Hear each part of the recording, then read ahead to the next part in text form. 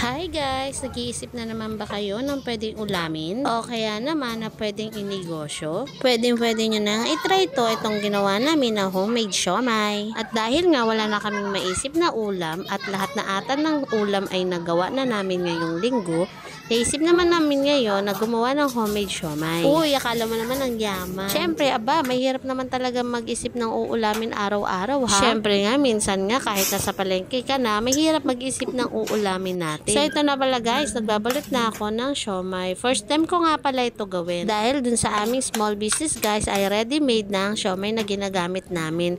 Kumbaga, may supplier na kami. So mahirap nga gamayin to kung paano ihulma ang siomai. Pero kalaunan guys, ay nakuha ko din ang technique. Kung mapapansin nyo nga guys, hindi ko na naipakita sa inyo kung paano ko ginawa ang ating siomai. Ipopost ko na lang sa comment section kung ano ang ingredients niya. Napakadali nga nito guys, para ka lang naglalaro. At ito na nga, nilagay ko na dito sa aming steamer itong ating mga siomai.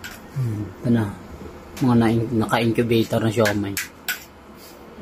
At kung bet mo naman na magkaroon ka ng siomai business, ang nagawa namin sa isang pack ng molo wrapper ay 29 pieces. Mas marami nga ang magagawa natin na worth 100 pesos na ground pork kung mas maliit pa ang magagawa nating siomai. Kasi guys, pagkaluto ng ating siomai, tingnan nyo naman, lumaki ang ating pagkakaluto. Sobra at siksik talaga ang pagkakagawa natin. In-steam po pala namin ito ng 15 to 20 minutes para sure talaga na maluto ang ating siomai. At alam niya ba na habang binibidyohan namin ang pagluluto ng aming siomai ay talagang natatakam na kami. At excited na kami tikman ang version ng aming siomai. Kung hindi nyo itatanong guys, ay siomai lover din kami. Kaya excited na talaga kami matikman itong siomai na ginawa namin. O diba guys, ang bongga ng ating siomai, ang laki talagang pagkakagawa natin. So after nyan, itong second batch na ang nilagay namin sa steamer. Kung mapapansin nyo nga guys, magkakahiwalay na ang siomai ngayon dahil kanina nagdikit-dikit talaga sila.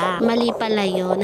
Charot. So ayan na guys, naluto na ating first batch ng ating pork siomai. Ang nilalagay po pala namin dito sa ibabaw guys ay ang aming homemade chili garlic oil. Sa mga nagtatanong naman kung paano ginagawa ang aming chili garlic oil, may separate video nga po kami niyan guys kung paano gawin ang easy chili garlic oil. Ayan na guys, ulam na tayo for today's video. Yung second batch na niluluto natin ngayon guys ay para mamaya yan sa ating hapunan. O diba guys, bukod sa masarap, sulit at tipid pa ang ulam natin ngayon. At syempre, patok din ito kung gagawin mong negosyo. Ang costing nga kada peraso nito guys ay lumalabas ng 4 pesos and 50 cents. Ang costing naman guys ay magiging iba depende sa inyong lugar kung magkano nyo nabili ang mga rekado o ingredients ng ating pork siomai. At syempre, ma-adjust din yan kung ilang siomai ang magagawa nyo. Katulad po sa amin, malalaking siomai ang nagawa namin. At eto na nga guys, nilagyan na namin ng toyo at kalamansi ang ating pork siomai. Tikman na natin.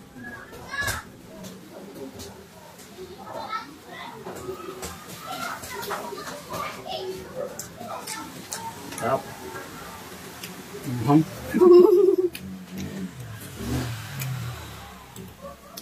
O diba guys, ang laki ng siomai na nagawa natin ngayon at nagustuhan nga namin ang lasa nito. Kaya i-try mo na din ang pork siomai recipe na ito.